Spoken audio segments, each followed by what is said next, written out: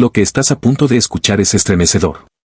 La autopsia de la pequeña Valeria Afanador revela un horror inimaginable, señales de violencia, ultraje y un brutal estrangulamiento que le arrebató la vida en sus últimos minutos. Un caso que sacudió al país entero y que hoy destapamos con detalles que pocos se atreven a contar. El cuerpo de Valeria ingresó a la sala de autopsias en la madrugada. El aire era gélido, cargado con el olor penetrante de desinfectante. 2 médicos forenses, acompañados por un fotógrafo y un asistente, recibieron el cadáver dentro de una bolsa blanca con sellos de la fiscalía. El ambiente estaba marcado por un silencio absoluto, roto únicamente por el chasquido metálico de las herramientas sobre la mesa de acero inoxidable. El protocolo dictaba que todo debía comenzar con una revisión externa. Con sumo cuidado, retiraron la sábana que cubría a la niña.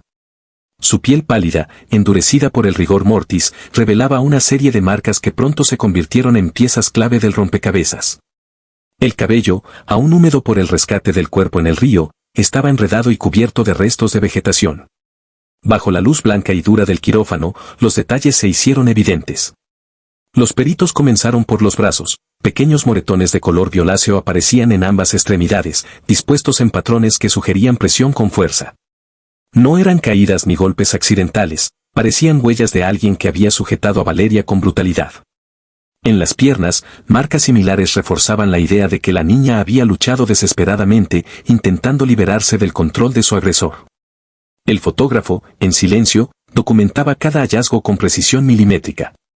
Cada imagen se convertía en prueba judicial, un registro que algún día hablaría por Valeria ante un juez. Los forenses describían en voz alta lo que observaban, mientras el asistente tomaba nota en una hoja ya manchada de tinta, equimosis en extremidades superiores e inferiores.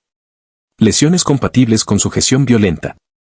Pero fue al llegar al cuello donde el horror comenzó a tomar forma definitiva. Una serie de líneas amoratadas se extendían desde la parte frontal hacia los laterales, como la marca de unas manos que se habían aferrado con saña. La coloración y el patrón irregular de las lesiones eran característicos de un estrangulamiento manual. El silencio se hizo más pesado. Ninguno de los presentes necesitó palabras para comprender que lo que tenían ante ellos era un crimen despiadado. La autopsia apenas comenzaba, pero ya era evidente que la niña no había muerto de manera accidental. Cada marca contaba la historia de resistencia, dolor y sometimiento. Para los forenses, ese cuerpo hablaba con más claridad que cualquier testigo. Valeria había sido víctima de violencia extrema. Y lo peor aún estaba por descubrirse en las fases siguientes del examen. El examen avanzaba con un silencio cada vez más denso. Tras revisar las extremidades y el cuello, los médicos forenses se prepararon para una de las fases más delicadas y dolorosas del procedimiento, la revisión de la región genital y abdominal. Nadie en la sala ignoraba lo que podía encontrarse, pero aún así, el instante se cargó de tensión. Con precisión quirúrgica, los especialistas comenzaron la inspección. Bastó un primer vistazo para confirmar lo que todos temían: Valeria había sido víctima de un ultraje brutal. Las lesiones eran visibles, evidentes, imposibles de confundir con cualquier otra causa. No se trataba de una suposición, sino de un hecho médico irrefutable. Los expertos determinaron que las heridas correspondían a agresiones ocurridas antes de la muerte. Esto implicaba que la niña estaba viva cuando sufrió el abuso, consciente del dolor y la violencia a la que fue sometida. El hallazgo resultó devastador para los presentes. El lenguaje técnico que dictaban los forenses al asistente sonaba frío, casi clínico, pero cada palabra ocultaba una realidad que estremecía: desgarros, hematomas, lesiones perimortem compatibles con violencia sexual. El fotógrafo, cumpliendo con su deber, documentó cada evidencia. Cada imagen, aunque desgarradora, era esencial para el proceso judicial. En un eventual juicio, sería la voz de Valeria, la prueba muda pero inapelable de lo que había sufrido en sus últimos momentos de vida. Los médicos forenses sabían que su trabajo no solo era descubrir la verdad, sino también darle a esa verdad un lenguaje que pudiera sostenerse en los tribunales. Cada línea escrita en el informe tenía un peso enorme, la diferencia entre la impunidad y la justicia. Por eso no había espacio para omitir detalles, ni para suavizar las conclusiones. El ambiente en la sala se volvió aún más sombrío. Nadie hablaba más de lo necesario. El asistente, acostumbrado a casos difíciles, tragó saliva al registrar cada descripción. El fotógrafo evitaba mirar de frente a la niña cuando no estaba encuadrando su cámara. Y los forenses, aunque entrenados para mantener la objetividad, no pudieron evitar que sus rostros reflejaran un dejo de indignación contenida. La autopsia seguía adelante, revelando con crudeza la secuencia de la tragedia.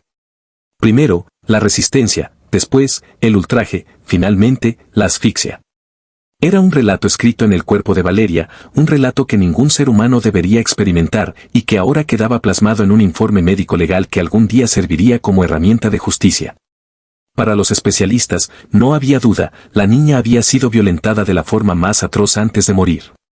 Y esa certeza, tan dura como necesaria, encendió la urgencia de descubrir quién había cometido semejante atrocidad.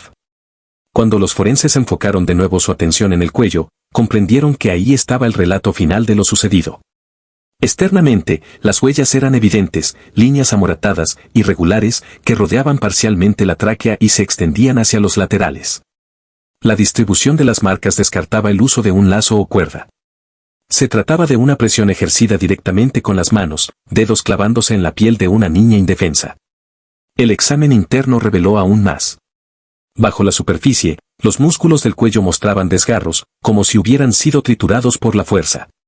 Los vasos sanguíneos estaban congestionados y algunos presentaban roturas, producto de la presión extrema.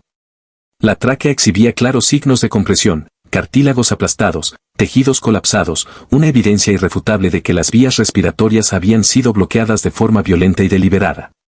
Los especialistas avanzaron con calma meticulosa, describiendo cada hallazgo con lenguaje técnico.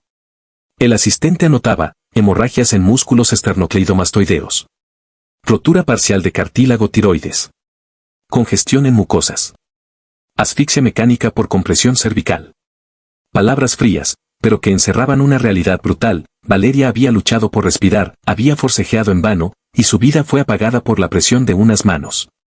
El tiempo de agonía no fue largo, pero sí cruel. Los forenses calcularon que la compresión debió mantenerse durante al menos 2 a 3 minutos para producir la asfixia fatal. 2 minutos que, en la experiencia de la víctima, se transformaron en una eternidad de desesperación y terror. El dictamen final fue claro y contundente: estrangulamiento manual. No había duda de accidente, ni posibilidad de error. La niña no se había caído, no había sufrido un golpe fortuito, había sido asesinada de la manera más personal y directa, cara a cara con su agresor. El fotógrafo capturaba cada detalle, consciente de que esas imágenes serían pruebas irrefutables. La tensión en la sala era palpable. Ninguno de los presentes se atrevía a mirar a los demás, todos mantenían los ojos en su tarea, en un esfuerzo por contener la indignación que hervía por dentro. Con esta conclusión, la autopsia cerraba un círculo oscuro: primero, la resistencia, después, el ultraje, finalmente, la asfixia. El cuerpo de Valeria hablaba con crudeza, revelando paso a paso la secuencia de su tragedia. Y aunque los forenses estaban acostumbrados al horror, sabían que este caso quedaría marcado en su memoria.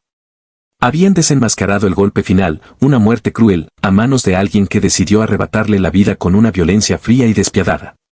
Cuando los forenses concluyeron con el examen, la sala quedó sumida en un silencio aún más pesado que al inicio. Cada uno de los presentes sabía que lo más duro estaba por comenzar: traducir todo lo hallado en un documento oficial, un informe que debía ser impecable, frío, sin adornos ni emociones, aunque detrás de cada palabra se escondiera el horror vivido por Valeria. El jefe del equipo tomó asiento frente a la computadora. Dictaba en voz clara mientras el asistente tecleaba sin detenerse. Paciente femenina, menor de edad. Cuerpo ingresado en bolsa con sellos de cadena de custodia intactos. Examen externo revela equimosis en brazos, piernas y cuello. Lesiones compatibles con sujeción violenta. La lista avanzaba, cada línea un golpe, cada párrafo un eco de lo que el cuerpo había contado en silencio. Luego vinieron las conclusiones sobre la violencia sexual. El lenguaje técnico fue elegido con cuidado, preciso pero impersonal. Lesiones perimortem en región genital. Evidencias de acceso carnal violento. Ninguna frase añadía dramatismo, era un registro clínico, pero para quienes habían visto a la niña en la mesa de acero, cada letra resonaba como un grito. El informe siguió con la parte más dura, el dictamen sobre la causa de muerte. Asfixia mecánica por compresión cervical.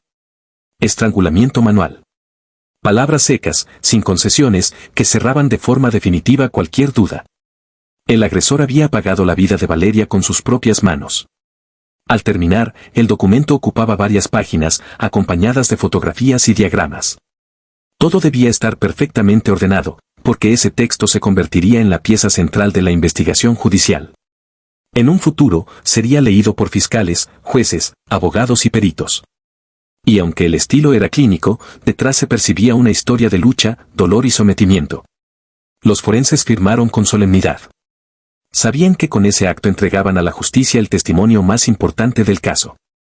El papel hablaba por Valeria, relatando su verdad con una exactitud que ninguna especulación podía desmentir. Cuando el informe salió de la sala, escoltado por funcionarios de la fiscalía, ya no era solo un expediente médico. Era la voz de una niña que había sido silenciada, un eco que atravesaría tribunales y despachos, exigiendo respuestas y justicia. Y así, en medio de un lenguaje frío y despojado de emoción, la autopsia transformó el dolor en evidencia. Valeria, convertida en símbolo de inocencia arrebatada, dejaba en ese documento la prueba irrefutable de lo ocurrido.